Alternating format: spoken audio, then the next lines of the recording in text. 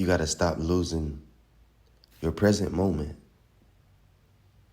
reliving past moments, and pre-planning future moments that when you arrive at, you won't even really enjoy, because by the time you arrive at the moment you planned, you'll be planning the next moment to come. And before you know it, you have spent your whole life imagining a life that you could have easily lived and enjoyed had you applied the necessary faith and action to what you saw. But instead, you'll live with the fabrication, you'll live with the illusion of the life and the illusion that that life is beyond you until you do X, Y, and Z. And oftentimes when we decide what must be done for us to propel ourselves to the next level, it's things that are impossible or things that we've done before that led us nowhere, but we reformat them and we repurpose them. And before you know it, we have a mask that we can't recognize from the past. It looks brand new. It looks like we've never worn it before, and it might be the one that saves us. I mean, for real, like a lot of times we're looking for ways to stand out because we still have that very unnatural desire to be different and to be esteemed over others. But to be real, like if you ever wanted to stand out in a room, the majority of the time, the only thing you have to do is really be present. I mean, the majority of the people in every room you step in are squandering their presence moment in place of a fictitious past or a fantasy-driven future. And what's funny is when we go out in front and map out our future from our own understanding that's equipped with nothing but our past, we actually take our past that we run away from and we push it out in front of us, and we ensure ourselves that we run into it, recreate it, and do it all over again. Just because you don't know that there is an iron rod that runs throughout all of the universe doesn't mean that you get to run freely without knocking yourself across the head. If the iron rod is there, whether you agree with it or not, the universal principles are in effect at all times, in all places. No matter who agrees or disagrees, these things are the things that are. If I give deliberate attention, focus with feeling on something that I want or don't want, I will receive it. If I base my life on the pursuit of my desires, I'll end up with a life that's full of things that I wanted and things that I never thought that I'd ever have to deal with, because of the realm of opposites, because of the dimension of opposites, the run for something comes with a run from something. Oftentimes we run towards the things that we run towards because we're running from the things we run from, and the things that we're running from are illusionary, just like the things that we think are going to save us from the illusions. Like understand illusion hopping. Understand what this looks like. It goes from one broken promise, from one empty sweet nothing to the next. And when we see people move like this inside of their physical expression, we call them gullible. We call them green. We say that they're easily misled. We say that they're less than mature enough to identify when someone is trying to misuse or mismanage them. To be real, we're so caught up in being used and mismanaged by other people that we never really realize the person that uses and mismanages us the most is our own ego, our own cherished creation that we deny ever exists, even though we live with the consequences and effect of it being something that we give life to on the daily basis. Because you're absolutely right. The ego in its truest sense is nothing. The ego in its truest sense does not exist, but it is something that is not real, that does not exist, that appears to be to the one who has direct communication with the illusion of its existence. Understand, you as a child, you were afraid of dragons, not because you were in danger. You, as a kid, you were afraid of monsters, not because you had encountered monsters, but because you had heard stories of monsters. You had entertained pictures of monsters. You'd laid in the bed and connected with what it would feel like for a monster to pop out and surprise you, and you built escape routes for the imaginal possibility of the day you had to escape from the monster coming out of the closet or coming from under the bed or whatever the case is. I mean, we all grew up, in a sense, some spooks. But it's what ignorance does. It has absolutely nothing to do with being childish. It has everything to do with being unaware. If I didn't scare myself, I'd never be afraid. I used to be terrified of grasshoppers. Not because they're poisonous, not because they're dangerous or deadly, but because I had weird imaginations that I would entertain every time I seen a grasshopper. I would always picture the grasshopper jumping on me out of nowhere. I would always picture the grasshopper, doing things outside of my realm of control, and I couldn't predict when it was going to happen. So my issue wasn't with grasshoppers. I have that issue with anything that gives me that feeling. Because the ego loves to get you convinced based on familiarity and staying inside of situations that you've been inside of before with familiar definitions and narratives of what it is that this is in this moment and how well it correlates with previous moments and imaginary moments that you've been rehearsing in your head. But the ego loves to keep us inside of situations that it can predict, because in situations it can predict, it feels that it is safe from destruction. See, if we get in a situation that we can't predict and we see that we can't lean on the ego and the ego doesn't have the answer, we just may turn our backs on the ego. But as long as we stay inside of situations that we can predict and situations that we can reflect back on how it went the last time and recreate it through deliberate action and application to manipulate our outcomes and experience the measure of illusionary comfort and illusionary peace and illusionary accomplishment. That's all the ego can do. I mean, the ego is capable of being a illusionary success. And when there's no successor, there's no success. It takes an actual being to actually be successful.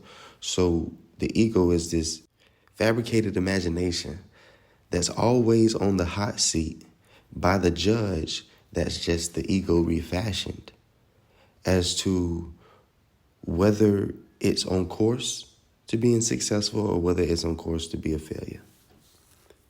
And it's the ego that determines the definition of what success is. It's the ego that critiques and criticizes the path that's being taken to accomplish that success. It's the ego that threatens to jump ship and just be done with it all on the days that it's gotten hard. It's the ego that talks you back into another round of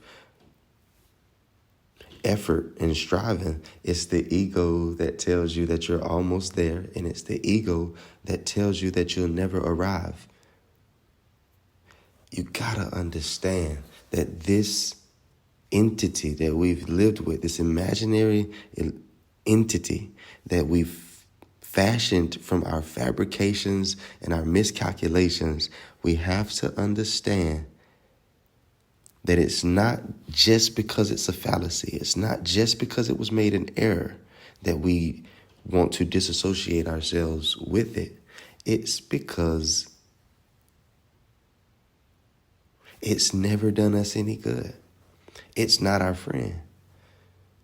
We've misidentified our only enemy as our greatest friend. We've misidentified our most frequented unbeneficial location as our safety and hiding place. And it's crazy because how do you get away from an attack when your hiding place is the den of your attacker? How do you escape the back and forth of the ego, the back and forth of thoughts, the back and forth of the ideas inside of this divided consciousness that we find ourselves in until we transcend and elevate ourselves to a higher level of understanding, until we reposition ourselves on the throne, until we set our minds on the things above. We find ourselves distracted with the lowly vibrating things that weren't even designed for us. See, it's a tough feeling being in this world and not being of this world and not knowing that. See, we love cliches. We love to throw things out like, I'm in this world, but I'm not of this world. But if I'm in this world and not of this world, would that explain the phenomena of me feeling like I don't belong here? Of me feeling like the way of this world is not my way? Because that's a natural feeling for people that carry out malicious acts and people that live according to what they consider to be a good life and a good law within themselves. Could it be that you feel that way because it's really true? Because you're really not of this world, and there's really not anything in this world that can satisfy and fulfill you. And it's not until you remember that there is another world, there is something beyond sight that satisfies you in a way that nothing in this world could ever. I seen a meme yesterday that said, why don't humans use telepathy? It was like 3 aliens talking. And one alien asked the other 2, why don't humans use telepathy? And one of the other aliens responded and said, because they have so much to hide from one another. And to be real, that's true. If we were aware that everyone was capable of telepathy, we would very strongly reconsider the way we leave our houses carrying energy that we don't want others to know that we secretly have, and presenting ourselves to be other than where we are. Understand, that is a terrible job. It's a terrible way to live. It makes no sense for you to pretend that you're not where you are, because not only is your presentation not landing, you're torturing yourself by lying to yourself when you already know the truth. And what's crazy is you lie to yourself so much you start to believe it. You actually start to believe that this is what okay is. This is what I'm good feels like. And if I'm going to brainwash myself, if I'm going to use the influence of my ability to intentionally force myself to believe certain things, I will do it from my knowledge base. I'll do it from truth. I won't do it with the expectation of evil to come. I'll do it with goodness at mind. I'll do it knowing that all things were created for my good. I'll do it knowing that everything is working in my favor. I'll do it knowing that nothing is an accident. I'll do it knowing that I have all creative power, and anything in my experience is an expression of my inner world. And if I want it gone, all I have to do is stop the conversation. It's so far from a religious statement to say that faith without works is dead. It's so far from a religious statement to say that I can't succeed without setting an intentional destination. It's crazy to think that I can leave the harbor with no destination and arrive where I want to go. It's crazy that I don't even know where I want to go, but yet I know I don't want to be here. So I leave running from here, and I actually find myself taken by the current and the circumstances, the wind, right back to the same harbor that I was trying to get away from, or to a harbor that operates exactly the same. We're like a kid that gets up and goes to the bathroom intentionally trying to miss the lesson and make class pass without being in class. But every time we get back to the classroom, the teacher's covering the same information and is picking up where we left off. So We spend 10 years dodging a 10-minute lesson. Trust me, I've done it. I was on child support for 5 years. 60% of my income was being garnished by the Department of Revenue. My license was taken. All of my earthly endeavors were grounded because there was the introduction of a circumstance that I wasn't looking for, wasn't prepared for, and didn't feel like I deserved. And I spent 5 years processing what was going on, what was happening, having reaction after reaction, pouting, blaming others, and doing all kind of unbeneficial things. And then I spent 2 weeks applying effort, faith, works, applying, truthful mindfulness, just being deliberate about it, letting go of all the worries, anxieties, and anger that I had associated with the situation. And it took me 2 weeks to write up the order as if I was a lawyer and get myself off of child support. And I don't say that in like I got off. No, I'm saying this is literally the path for us to end anything unwanted. My suffering doesn't stop just because I'm suffering. My suffering doesn't stop because I pout and cry the way it worked in my mom's house. That's actually what my mother was trying to teach me when she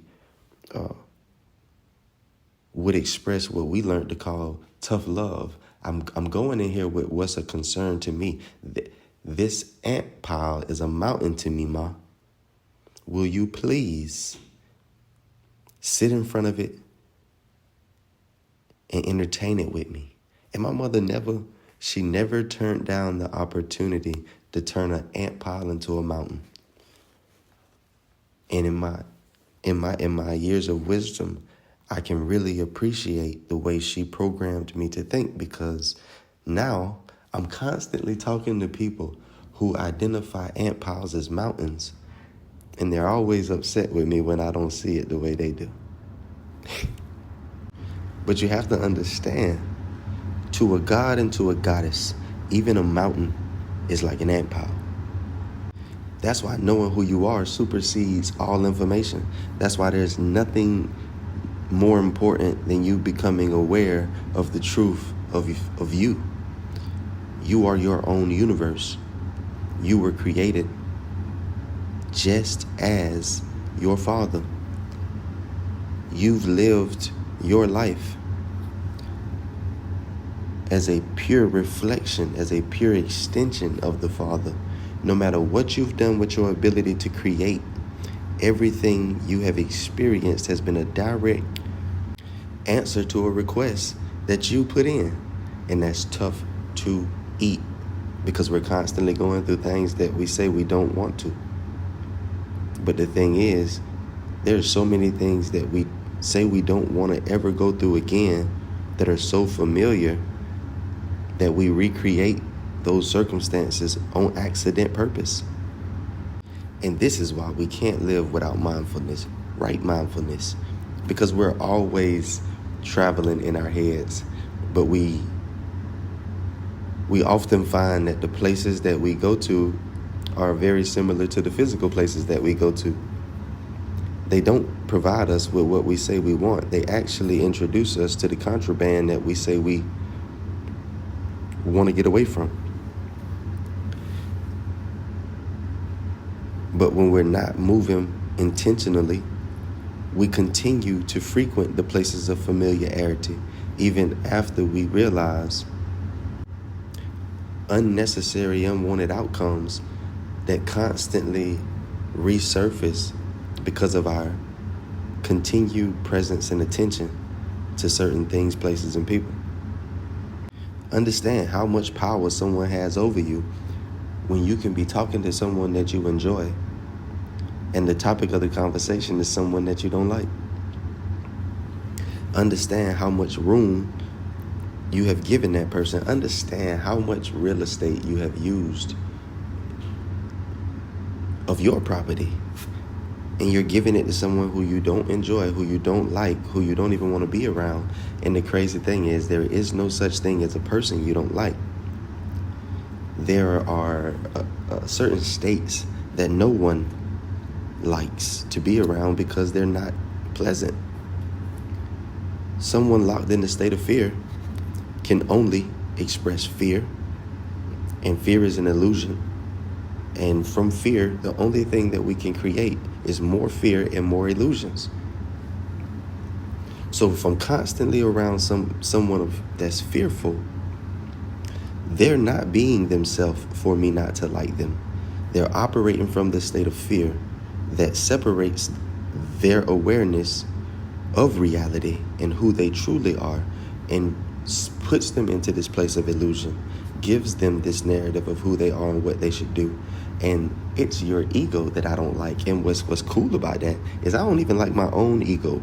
Like when I really focus in on what my ego is and what it has produced, everything that it has quote unquote given me, or seemingly to have given me, was it actually taken from the truth of me. My ego has taken credit for things that it had no role in accomplishing. Life becomes so much better when we realize that the ego is not our friend and not on our side. Now I'm not chasing the thoughts. I'm actually learning to silence the thoughts that come from the ego. I'm learning to ignore the processes and the systems that the ego tells me that I need to carry out to save myself. And I actually counter those statements that I hear on the inside of me that I know are initiated from the illusionary self that I created. That's super outdated. Like I'm talking about not even on 2023 type time. Like, but he's still stuck in the 90s. Like my ego still expects for people to be solid even after they've expressed time after time that they don't have the same definition of solid as me. My ego still enters every relationship with the expectation that the person on the other side will reciprocate me in the relationship. My ego still goes in and convinces me that I'm loving another while I'm comparing whether they love me or not. And like I said, there's just certain universal truths, certain principles that set us free from the delusions that plagued our past. I don't have to ask myself, do I feel like or do I think I'm loving another person? I can actually look at the definition of what love is and look at my action and make a true assessment of who I am being. Who am I operating as? Am I operating from the truth of myself? Am I seeing this person in the truth of who they are? Or am I operating from my ego, and am I looking at illusions? Is this another person separate from me who's full of toxic waste that I'm not familiar with because I'm better than that? No, this is my reflection. This is the truth of me in front of me so that I can be set free of all illusion. The people that we're labeling weird and telling that they need to get out of our face are actually the people that we should be thanking, because they're giving us a awareness of who we can be and who we operate as sometimes. And to be real, we never see ourselves that way. So we should be thanking these people because they're allowing us to see a truth of ourselves that we were blind to.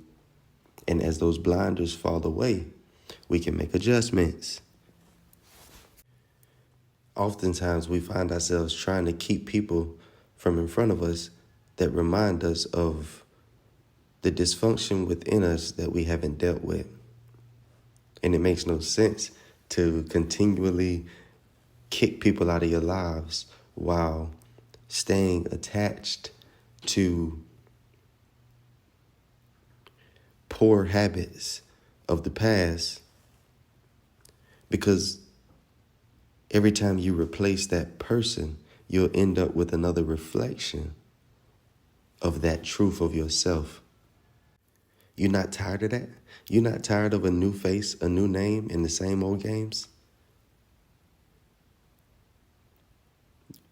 You really believe in coincidence that strongly? That you've met 10 people that all had the same thing going. You actually, and what's crazy is you'll say you don't. You'll say you're not that gullible. You'll say you're not that naive. But we get on the internet and we see all of these conversations of men explaining women in a generalized way, as if all women are the same, because you've had 8. And they weren't the prettiest, but they all were similar to one another because they all were reflections of you, not because all women are the same. You can't sit down and write a book about all women because you've had 9 girlfriends. No more than a woman can sit down and create the science and explain the science theory of what a man is, because she's been with a few of them, or even a lot of them. Like, you haven't been with all of them. So to take your experience of your reflections and create a theory of a whole species is extremely childish and very unreliable information that should be thrown away. But this is the type of information that we find ourselves enamored with because we're in a constant search of understanding of other people, because we don't know the things that we say we know. Like all other people are my reflections. So if I ever wanted to understand another, all I have to do is look within. If I ever wanted to understand anyone in front of me, all I have to do is look within me. And if I'm constantly looking within me, behind me, then that's what I can guarantee that the people in front of me are doing as well. So as I try to figure out what this person's issue is, why they constantly keep glitching on me, and I'm internally always returning to previous illusionary recollections, connecting with the feelings of past moments that I didn't enjoy, I know that that person's issue is exactly my issue. They're constantly going into their past, reaching back to moments they didn't enjoy, recalling them to the surface, and reliving them all over again, because the subconscious does not know the difference between an imagination and reality.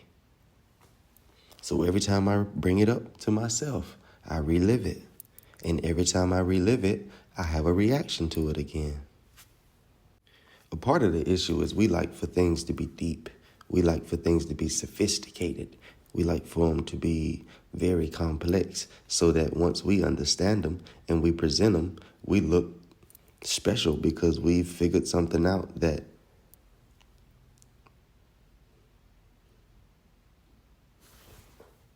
wasn't easy to process, and